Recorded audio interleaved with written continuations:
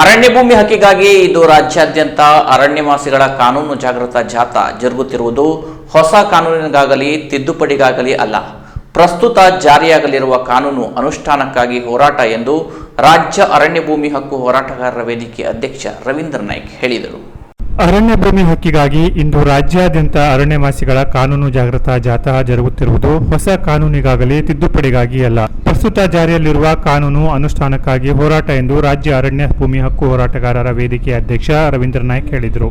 ಅವರು ಇಂದು 8ರಂದು ಹೋರಾಟಗಾರರ ವೇದಿಕೆ ಆಶ್ರಯದಲ್ಲಿ ಅಂಕೋಲಾದ ಸ್ವತಂತ್ರ ಭವನದ ಪದ್ಮಶ್ರೀ ಸುಕ್ರಿಗೌಡ ಮತ್ತು ಪದ್ಮಶ್ರೀ ತುಳಸಿಗೌಡ ವೇದಿಕೆಯಲ್ಲಿ ಬೃಹತ್ ಅರಣ್ಯವಾಸಿಗಳ ಕಾನೂನು ಜಾಗೃತಾ ಜಾಥಾವನ್ನುದ್ದೇಶಿಸಿ ಮಾತನಾಡುತ್ತಾ ಹೇಳಿದರು. ಕಾನೂನು ಜಾರಿಗೆ ಬಂದು 18 ವರ್ಷಗಳಾಗಿದ್ದರೂ ಕಾನೂನಿಗೆ ವ್ಯತಿರಿಕ್ತವಾಗಿ ಮತ್ತು ಕಾನೂನಿನ ವಿಧಿವಿಧಾನ ಅನುಸರಿಸದೆ ಅರಣ್ಯವಾಸಿಗಳ ತಿರಸ್ಕಾರವಾಗಿದೆ.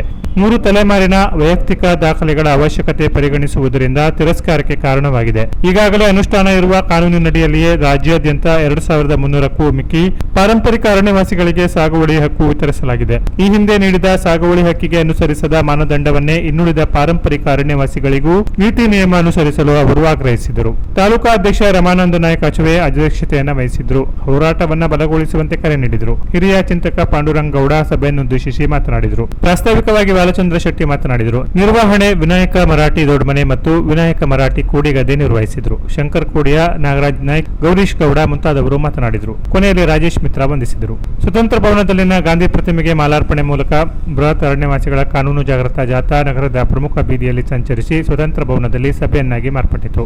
ಜಾಥಾ ನೇತೃತ್ವವನ್ನು ಜಿಲ್ಲಾ ಸಂಚಾಲಕ ರಾಜೇಶ್ ಮಿತ್ರ ನಾಯ್ಕ್, ಸಂಚಾಲಕರಾದ ವಿಜು ಪಿಲ್ಲೆ, ಅರವಿಂದ್ ಗೌಡ, ವಿನೋದ್ ನಾಯ್ಕ್ ಹಟ್ಟಿಕೇರಿ, ಶಂಕರ್ ನಾಯ್ಕ್ ಹೊಸಗದ್ದೆ, ವೆಂಕಟರಮಣ ನಾಯ್ಕ್ ಮಂಜುಗುಣಿ ಉಪಸ್ಥಿತರಿದ್ದರು. ಉಪ ಮತ್ತು ಜಿಲ್ಲಾ ಅರಣ್ಯ ಹಕ್ಕು ಸಮಿತಿ ನಿರ್ದಿಷ್ಟ ವೈಯಕ್ತಿಕ ದಾಖಲೆಗೆ ಒತ್ತಾಯಿಸತಕ್ಕದಲ್ಲ ಅಂತ 2012 ಸೆಪ್ಟೆಂಬರ್ನಲ್ಲಿ ಕಾನೂನು ತಿದ್ದುಪಡಿಯಾಗಿದೆ.